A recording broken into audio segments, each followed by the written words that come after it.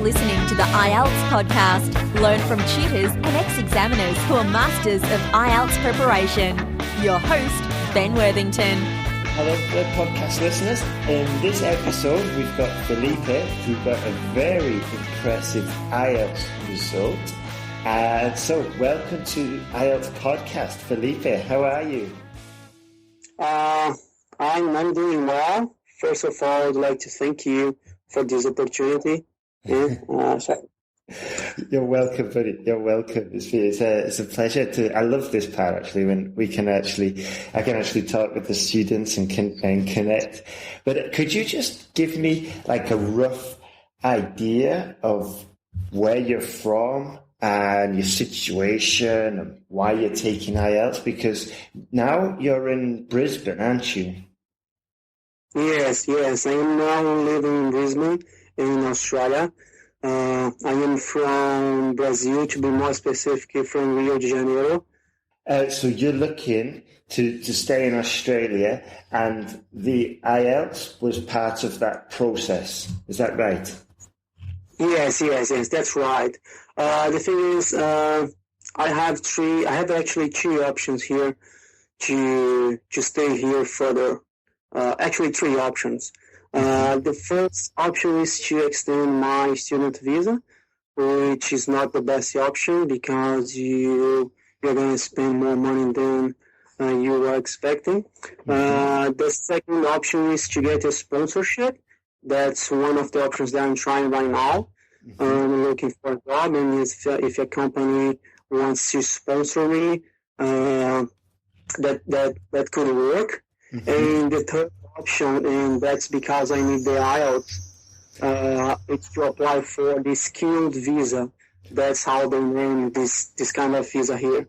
I need to score 7 in each band, to be able to apply for. Right, I see. So this is like a option B, backup plan for the skilled visa. Yes, that's correct. That's like plan B. Right. Right then. Okay. So could you tell us how you prepared for the exam and what you did for each section? Like, how did you prepare for the speaking? You've got quite a very high level of speaking. So how did you prepare for that part of the exam?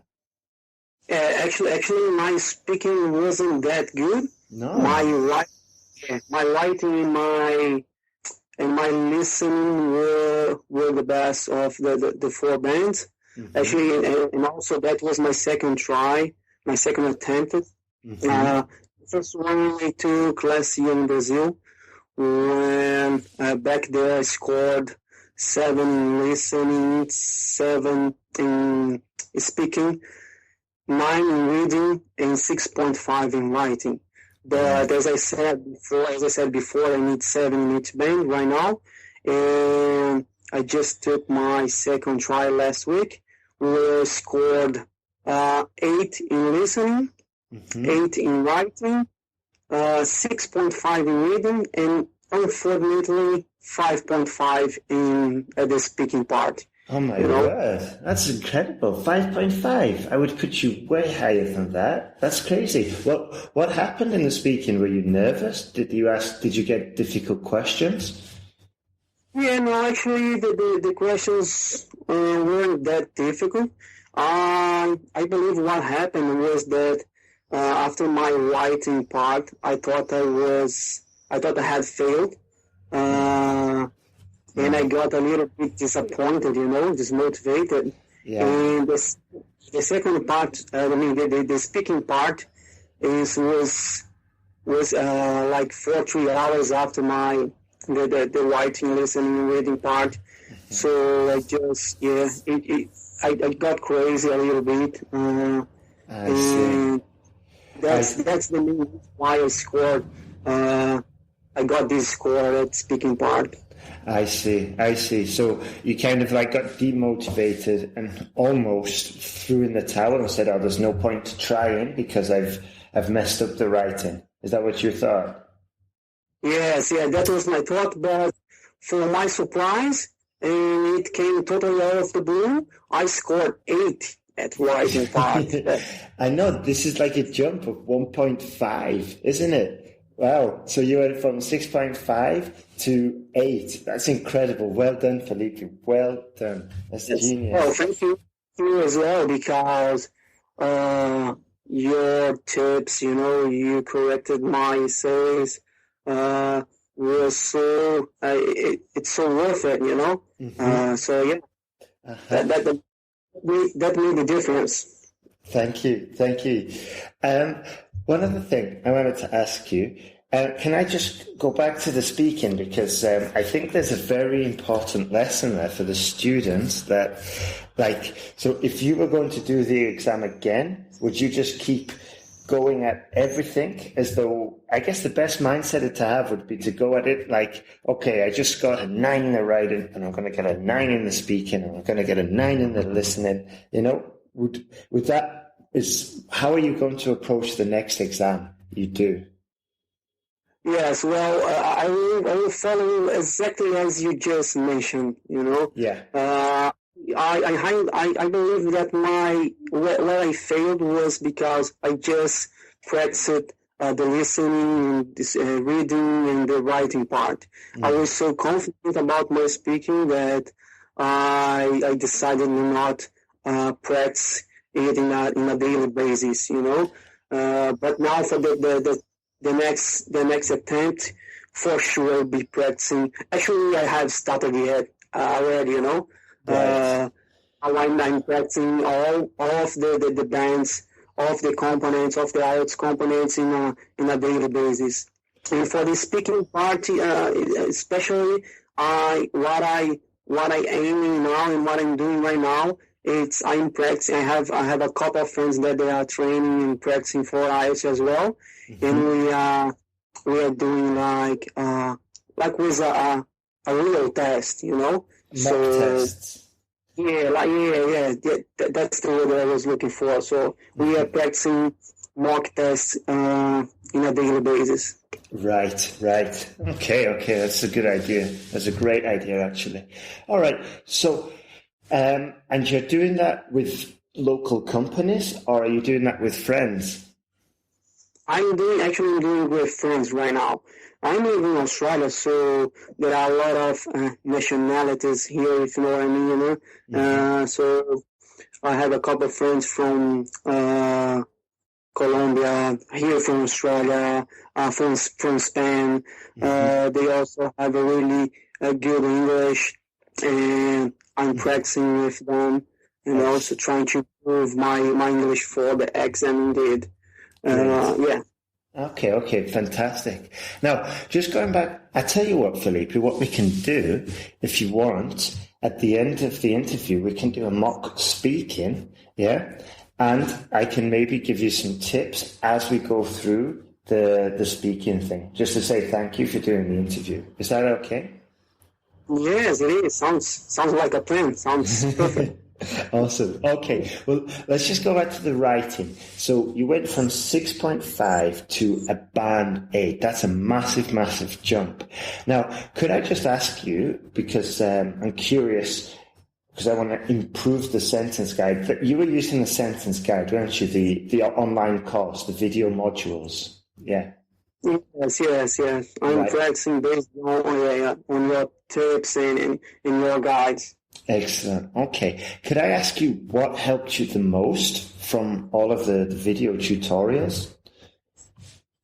Well, two things. First of all is that practicing every day, you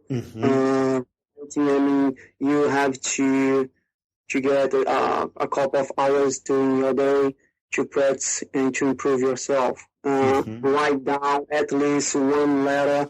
In my case, I'm trying the general exam, so I'm practicing and doing at least one letter and one essay per day. So practicing. That's my piece of advice here. Yes. The second part, the second thing would be get someone to correct your essays. Right. Yeah. because you can understand, you can see where you are making mistakes, and you'll be improving yourself. So the next time, you probably will not commit the same mistake that you just committed before, So, yeah. Absolutely, yeah. Solid advice, because it's impossible. It literally is impossible to discover all the mistakes on your writing. Maybe you can look at it for 3 or 4 hours and pick up, 10 or 20 mistakes, or maybe correct about 80 or 50, 60%, depending on your level. But unless you get somebody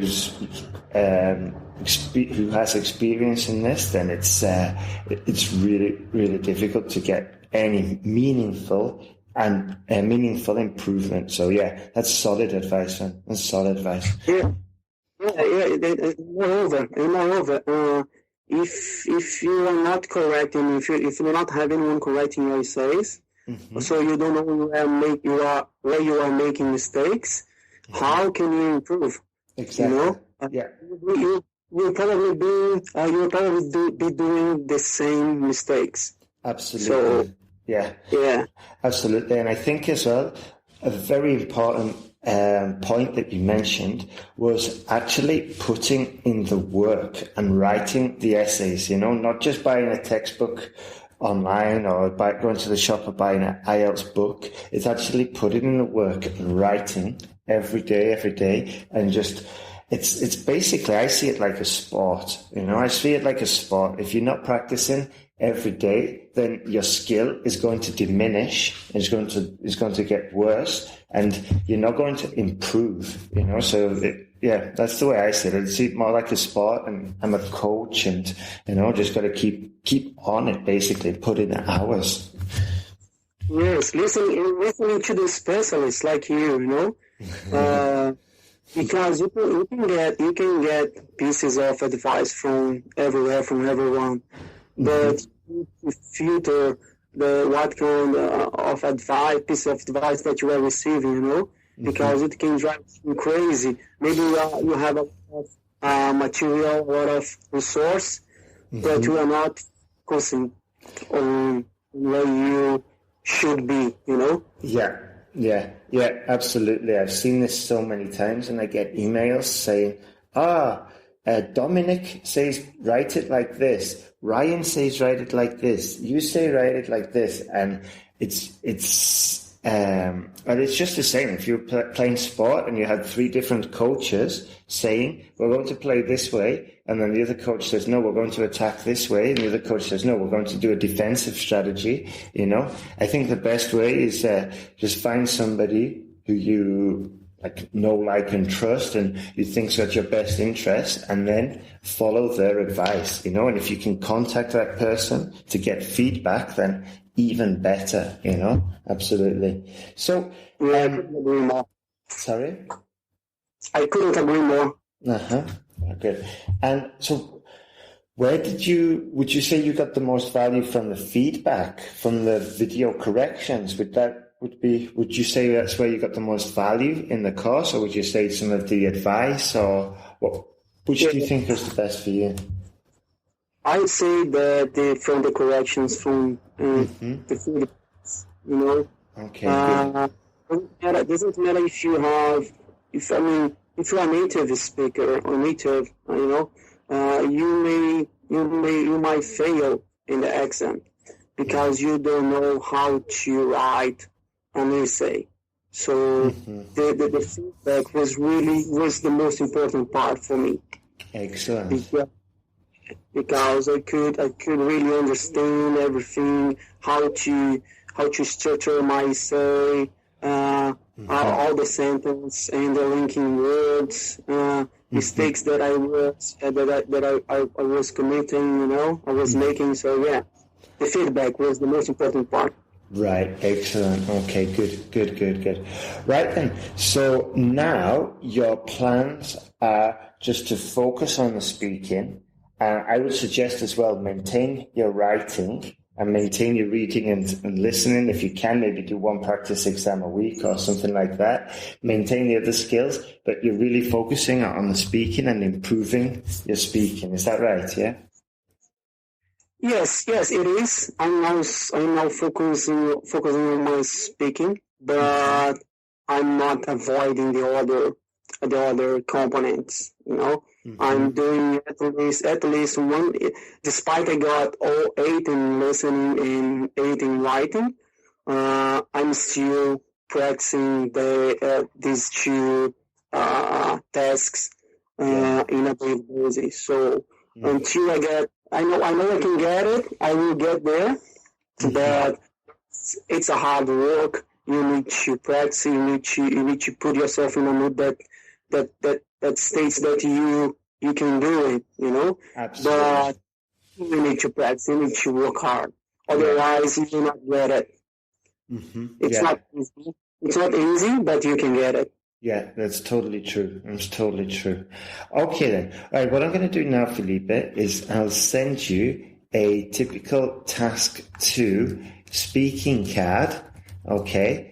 And then I'll give you 2 minutes and you can prepare your talk, and then I'll ask some questions about it afterwards, okay? Is that all right? Okay, is that all right? Yeah, it is. Okay, here we go. Describe a museum that you have visited, okay? When you have visited, describe what you saw and how you felt after going there. I'll just put that in the chat so you can see it, and then I'll give you 2 minutes, starting now, to prepare, okay? Could you start your talk, please, Felipe? Okay, well, recently I visited the Brisbane Museum. To be more specific, it was 2 weeks ago, as I am now living in Brisbane. Let me guide you and try to give you a picture, a realistic picture.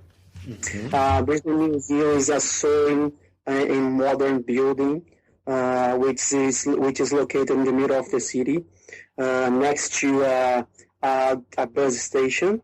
I had to pay $10 to get in there, so it wasn't that expensive.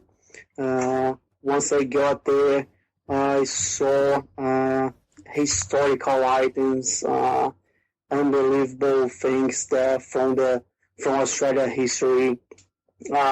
You can go through through many sessions there, like from that is history. That place smells history. So there is a really nice. Moreover, there is a really nice session called Dinosaurs, and it's quite new, and they are simulating dinosaurs there, the moves from the dinosaurs, and I got really impressed from what I've seen there.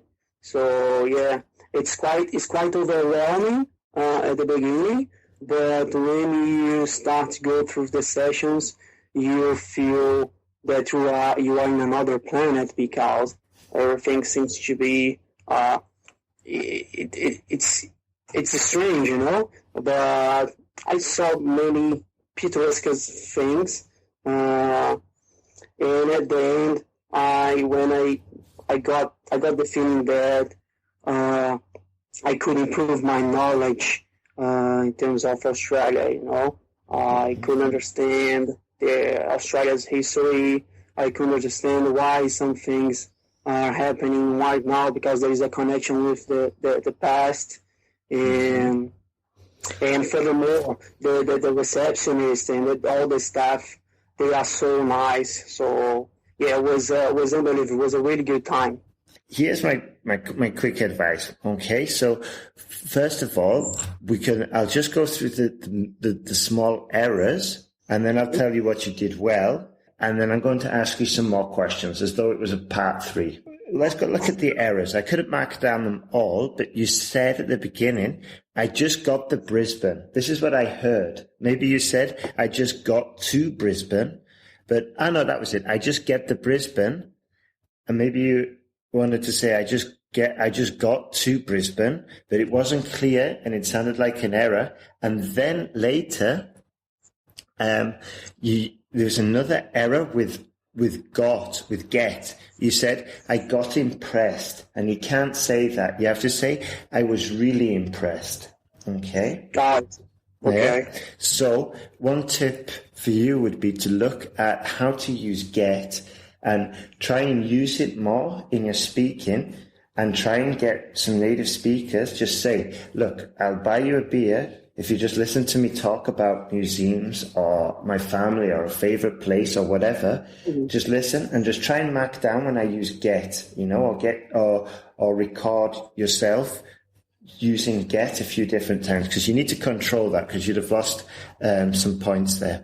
Another thing, you said it cost $10, okay, which is okay, but I would recommend you to make it not very formal, but just to bring it up a small level, because this is, it's like the Anglo-Saxon culture, and it's an official setting. It's half British Council, half IDP, So we don't want to be sort of like at the same level as we talk with our friends. We want to just, as though it was your boss, as though it's sort of like a bit semi-formal interview. That's the way you need to look at it. So I would have said dollars instead of bucks. And then what you did really well was you used some good vocabulary, some good adjectives, like it was overwhelming. That was fantastic, Felipe. Well done. Then you used a collocation perfectly. You said from another planet, And the more collocations you use like that,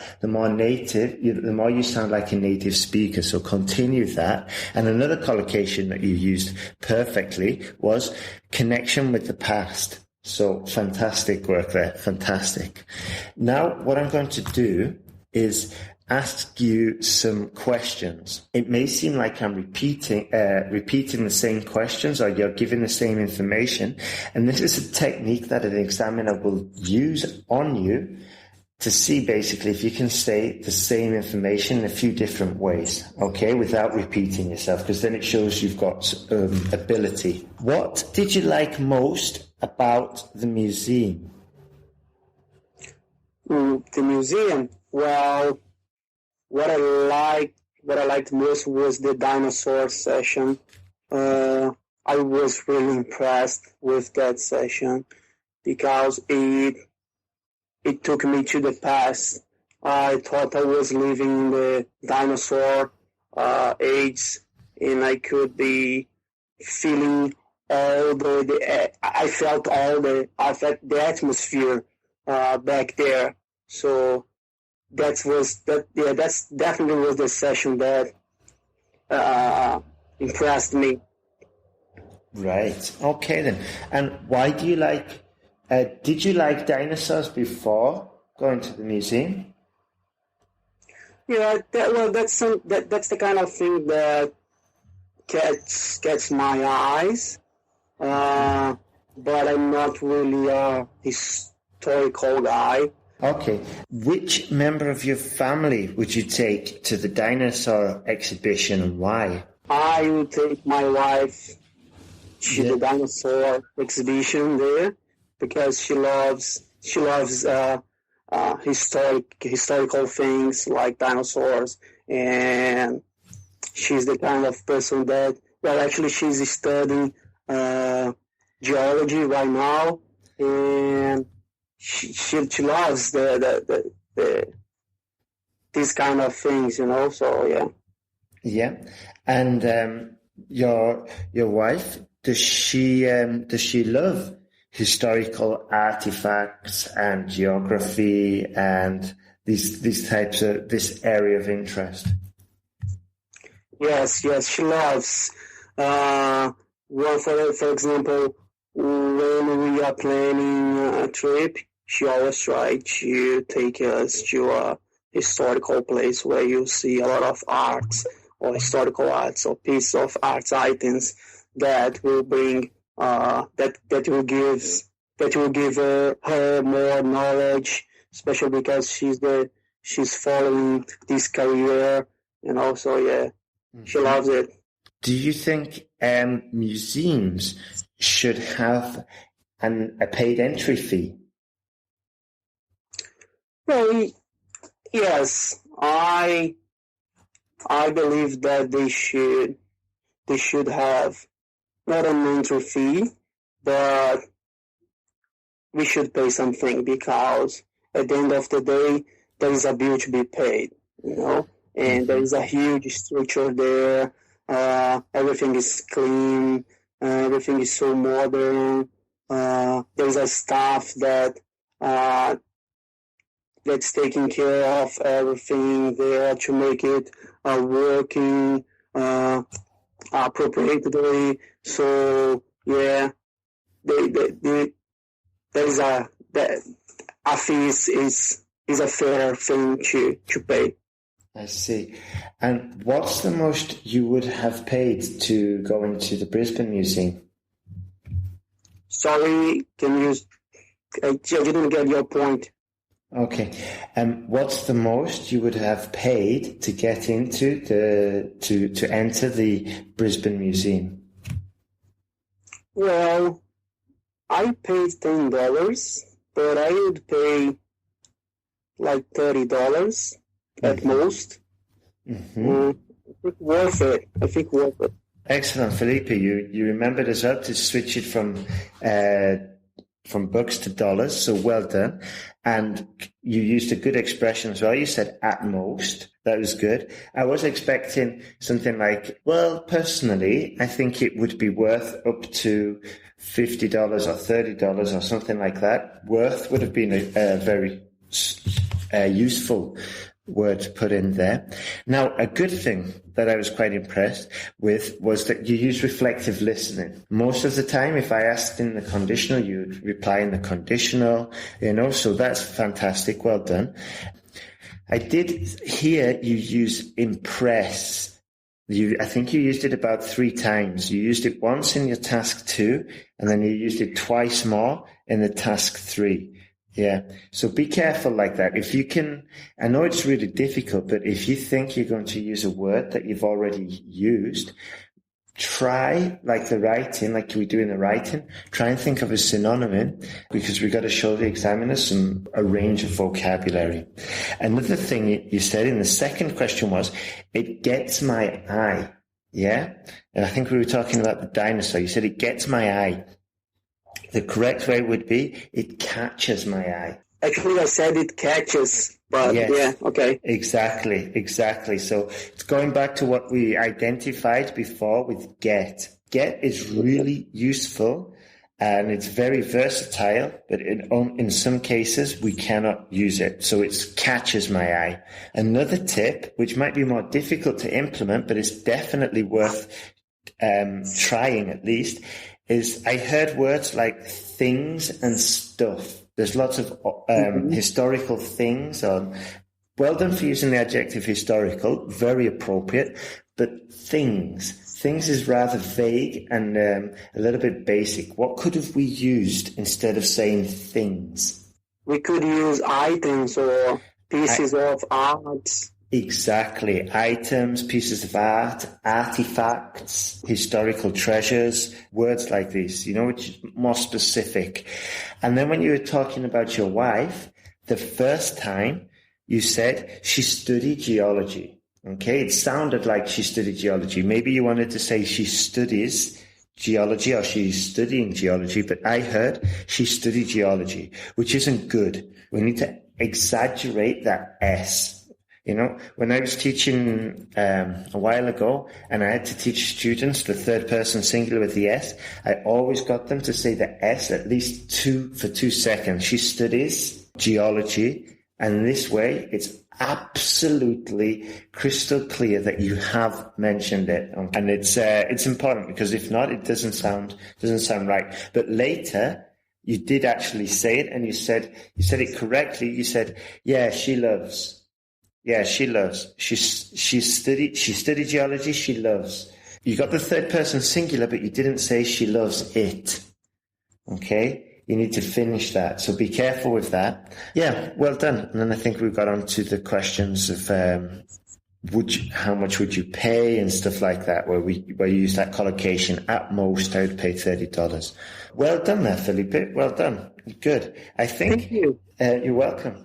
I think if I were you, I would get some speaking tasks recorded, and then try and get some feedback like I just gave you. On the speaking course, which I'll give you access to, just to say thank you for doing the interview. I'll give you access to it, and you can see there the sort of like the structure for task 2 and some more tips and tricks and, just little things about how to close your task 2 and stuff like that.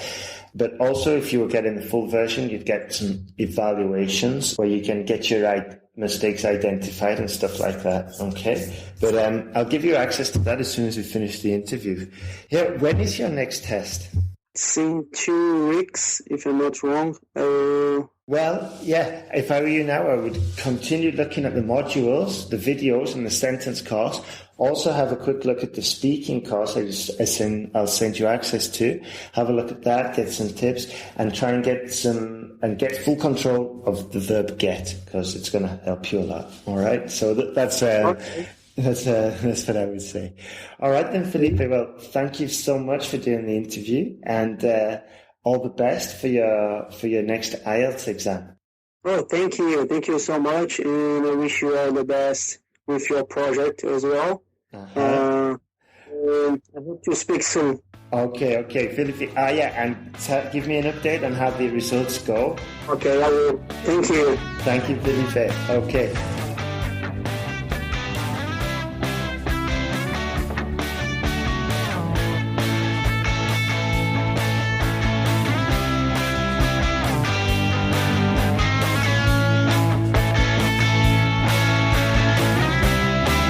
For listening to IELTSPodcast.com.